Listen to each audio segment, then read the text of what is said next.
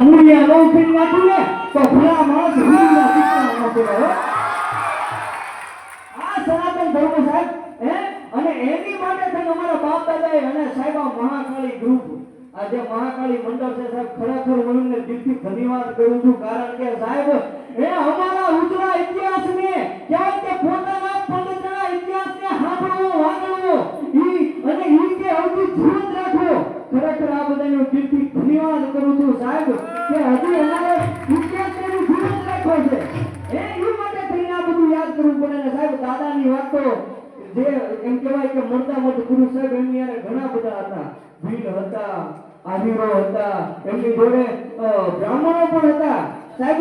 આ બધા ઇતિહાસ સાથે એક તમે જુઓ તો આમાંથી આપણે ઘણું શીખવા મળે કે હિન્દુ જો કદાચ અત્યારે તો ખાસ જરૂર છે જો એક નહીં થાય ને તો ઓલા બધા કાફરો વાત જોઈ બેઠા છે કે ભલા માણસ જો તમે અત્યારે એક નહીં થાવ અને જો દેશ માટે અને જો ધર્મની માટે કોઈ ધૂળ ઉડાડે ને તો આપણે બધાને એક થી નીકળવું પડે. પછી અહીંયા વાળા તારો ન કરવાનો હું આ છું હું ઓલો છું અરે ભલા માણસ એમાં ઓલા કહે કે ધાત કમાણી કરીને ખાઈ શ્રીની જાત.